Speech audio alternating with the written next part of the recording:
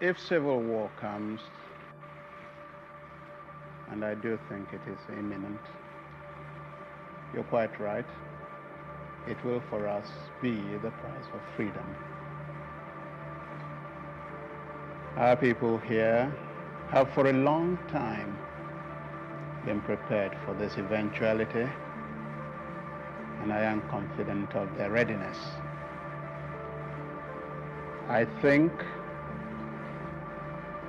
that when it does come, in the heat of Nigeria's darkest conflict, two names rose from the east: General Ojukwu and Major General Alexander Madiebo, comrades in the Biafran dream.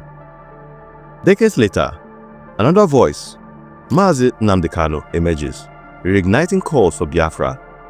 But not everyone sees these two struggles as the same. Major General Alexander Madiebo makes a bold claim. Ojukwu's fight is not Kanu's fight, he says.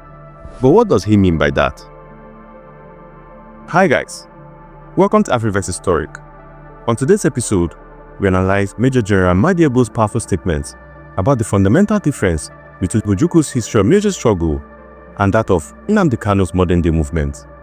Are they fighting the same cause? Do stay tuned and enjoy the ride.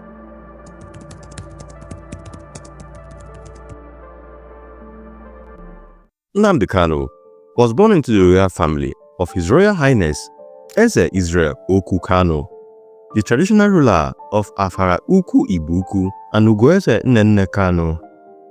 Deeply rooted in the Igbo ethnic group, Kanu's upbringing instilled in him a strong sense of identity and justice, which would later define his activism. His parents' teachings, combined with his traumatic legacy of the Nigerian Civil War, greatly influenced his dedication to the Biafran cause. Kanu attended Library Avenue Primary School and Government College, Umuahia, from his early education. He briefly studied at the University of Nigeria, Nsukka, UNN, but reportedly did not complete his degree. Later, he relocated to the United Kingdom, where he pursued higher education, reportedly studying political science. His academic background in governance and human rights significantly shaped his worldwide view and advocacy for self-determination. Kanu began his political journey with the movement for the actualization of the sovereign state of Biafra, MASOB, a separatist group advocating for Biafran independence. In 2012, he founded the Indigenous People of Biafra, IPOB, a movement seeking the peaceful realization of Biafra's independence through a referendum. Drawing from global examples for self-determination movements, Kanu's ideology emphasizes the rights of marginalized ethnic groups to govern themselves. A vocal critic of Nigeria's leadership, Kanu frequently described the central government as oppressive towards the Igbo people and other minority groups. His rhetoric reflects a dark-seated frustration with the Nigerian federal structure, which he views as disproportionately favoring certain regions at the expense of others. Through his leadership in IPOB, Kanu has called for the cultural, economic and political emancipation of the Igbo people. If you find this video worthwhile, please take us some time to like the video and subscribe to the channel, as it goes a long way in supporting our efforts. Thank you. Now let's get back to the video. Initially, Kanu and Uwazurike, the founder of MASOB, collaborated in the Biafran independence movement. Uwazurike established Radio Biafra in the United Kingdom in 2009, appointing Kanu as the director. However, their alliance began to fracture due to strategic disagreements. Kanu's approach was perceived as more radical compared to Uwazurike's methods, leading to tensions between the two leaders. This discord culminated in Kanu's dismissal from MASOB, with accusations that he supported violence, a claim that Kanu and his supporters have disputed. The rift between Kanu and Uwazurike deepened over time, with both leaders publicly criticizing each other's methods and intentions. Uwazurike accused Kanu of being used to destabilize Igbo community, stating, "He is being used to destabilize Igbo towards gaining the independence of Biafra." Conversely, Kanu and his supporters had questioned Uwazurike's commitment to the Biafran cause, alleging compromises and misappropriation of the movement's objectives. These mutual assertions have contributed to the fragmented pro-Biafra movement, with multiple factions pursuing varying strategies for achieving their goals. Despite their differences, there has been instances where both leaders have aligned on certain issues. In November 2024, during the 13th memorial anniversary of Odumegwu Ojukwu in Owerri, both Uwazurike and Bianca Ojukwu, the widow of the late Biafran leader, called for the release of Nnamdi Kanu from detention. They argued that his release would facilitate the restoration of peace in the southeast region of Nigeria. This joint appeal highlighted moments of convergence in their shared pursuit for Biafran self-determination despite underlying disagreements. The relationship between Kanu and Ralph Uwazurike underscores the complexities within the separatist movement, where differing ideologies and strategies can lead to internal conflicts. While both leaders shared their outreaching goal for Biafran independence, their divergent approaches have resulted in a fractured movement, presenting challenges to achieve a unified front in their quest for self-determination. Kanu's activism has brought him into frequent conflict with Nigerian authorities. In October 2015, he was arrested by the Department of State Services (DSS) on charges of treason, sedition, and membership in an unlawful organization. His arrest ignited widespread protests in the southeastern Nigeria and among Biafra supporters worldwide. After months of detention, he was granted bail in April 2017 under strict conditions, including a prohibition on public gatherings. In September 2017, during a military operation in his house in Umuahia, Kanu went missing, reportedly fleeing to Israel and later reappearing in the United Kingdom. His disappearance fueled speculation about his safety and the Nigerian government's handling of the separatist issues. In June 2021, Kanu was controversially rearrested in Kenya and extradited to Nigeria under unclear circumstances. His rearrest sparked international debate about Nigeria's legal process and human rights practices, with organizations such as Amnesty International raising concerns over his treatment. Kanu's rhetoric and methods have often been polarizing. His critics accuse him of using inflammatory language that incites ethnic tension and violence. Some of his speeches, calling for civil disobedience and self-defense against perceived oppression, have drawn sharp criticism even from within the Igbo community. Prominent Igbo leaders and organizations, including Ohanaeze Igbo, have expressed concerns about his approach, arguing that it risks exacerbating ethnic divisions in Nigeria. The Nigerian government designation of IPOB as a terrorist organization in 2017 remains a contentious issue, with Kanu and his supporters rejecting the label. Meanwhile, his 2021 extradition from Kenya raised questions about breaches of international law, promoting scrutiny from legal experts and foreign governments.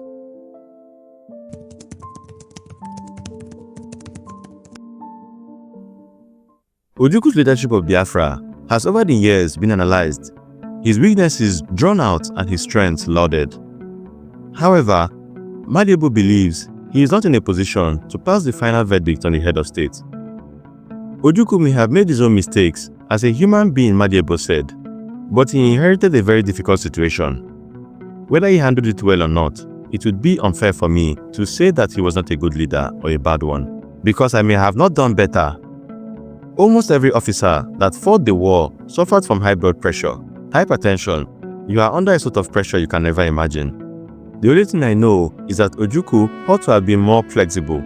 If you are passing through a channel and you knock your head against an obstacle, you look right or left and see whether there's a better option. But if you keep walking until you break your head, you do not help the situation. So what one required in Biafra was flexibility, very important in military tactics. If you try something 2 or 3 times and it doesn't work, try something else, you see. Madiebo also believes that mental flexibility is absent in the recent Biafra agitations of some groups in the eastern states on the ground of political, social, and economic marginalization. Madiebo said, "People of nowadays who fight for Biafra, they did not really understand what they are fighting for. None of them were born then. All you hear are stories, and some of them exaggerated, some of them false, some of them doctored. Biafra was formed to fight against Igbo marginalization, which had gone to the stage that threatened the existence of Igbo. A war is not the simple answer to marginalization. If you are being marginalized, try to get your rights. Biafra was also approved by all leaders of Eastern Nigeria. Ojukwu was mandated to declare Biafra because the people were being killed. It took Madiebo 18 days to travel from Kaduna to Enugu by foot, by train. There was a need to form a resistance.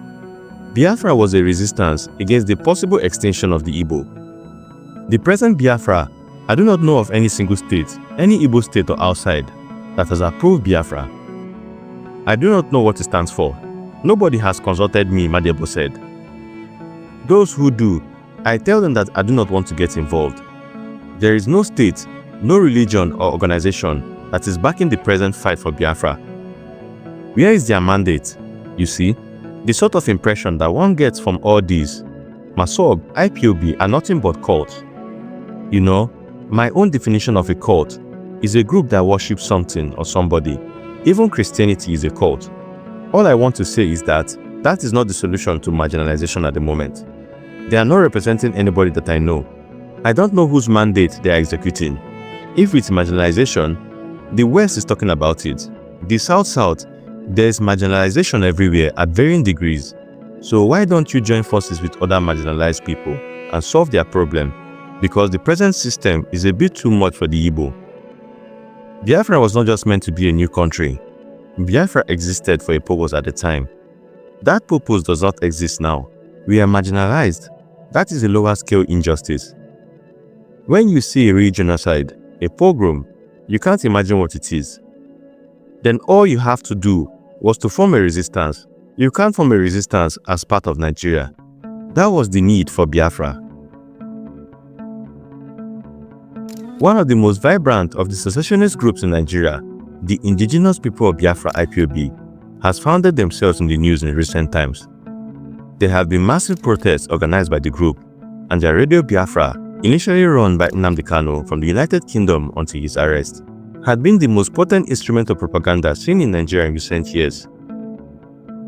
Nnamdi Kanu, after his release on bail in 2017, mysteriously disappeared after the Nigerian army staged the Operation Python dance, which saw soldiers invading his residence in Abia State. His fate was unknown for over a year until he resurfaced in Jerusalem, Israel.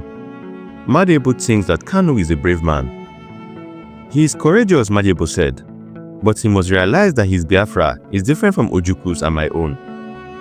The aim of his Biafra is to put an end to the Igbo marginalization. I do not know what authority or group in Igbo land that mandated him or gave him the offer as a chosen leader. He must also realize that Ojukwu's Biafra is self-defense. The present Biafra, instead of being defensive, is offensive. He must realize that to rule the Igbo, he must get their formal approval. You can't rule a people by imposing yourself. And such a country it will bring won't be a democracy, but a dictatorship. I think Nnamdi, being a leader who has already made his name, should modify his aim. Not fighting for Biafra, fight against marginalization. There are two different things. If you are going to fight against marginalization, you need the cooperation of other people who are also fighting against marginalization. And that means fighting against the present constitution. Marginalization comes from the military constitution, which we are still using today. What we are using is just the 1999 decree of General Abdusalami Abubakar. I have admiration for Nnamdi for being really courageous, but he must modify his aims and objectives. Nnamdi Kanu remains one of Nigeria's most polarizing figures. To his supporters, he embodies the struggle for justice and self-determination for the Igbo people. To his critics, he is a divisive figure whose rhetoric threatens Nigeria's unity. Regardless of perspective, Kanu's influence on Nigeria's political space is undeniable. Through IPOB, he has galvanized discussions about Nigeria's federal structure, ethnic relations, and governance. His legal battles and activism has drawn international attention to issues of marginalization and self-determination in Nigeria, leaving a lasting impact on the country's political discourse. While the future of the Biafran movement remains uncertain, Kanu's role in shaping its narrative will be remembered as a defining chapter in Nigeria's history. Nnamdi Kanu is married to Ojukwu Kanu, and the couple has a son, Nnamdi Kanu. His family primarily resides in the United Kingdom, where he has spent much of his life. Kanu's parents, His Royal Highness Eze Israel and Ugwueze Nnenne Kanu, were steadfast supporters of his cause until their death in 2020. Their passing marked a poignant moment for Kanu, as it coincided with his ongoing legal political struggle. Thanks for watching this video, guys. I would really love to know your thoughts about what Madiebo thinks about the difference between Ojukwu's struggle and that of Mazi Nnamdi Kanu. Please leave them in the comment section down below. Don't forget to smash a like and subscribe to the channel and put on the notification button to get more content like this about African history. It's been Nnamdi from Afriverse Story. See you in the next video.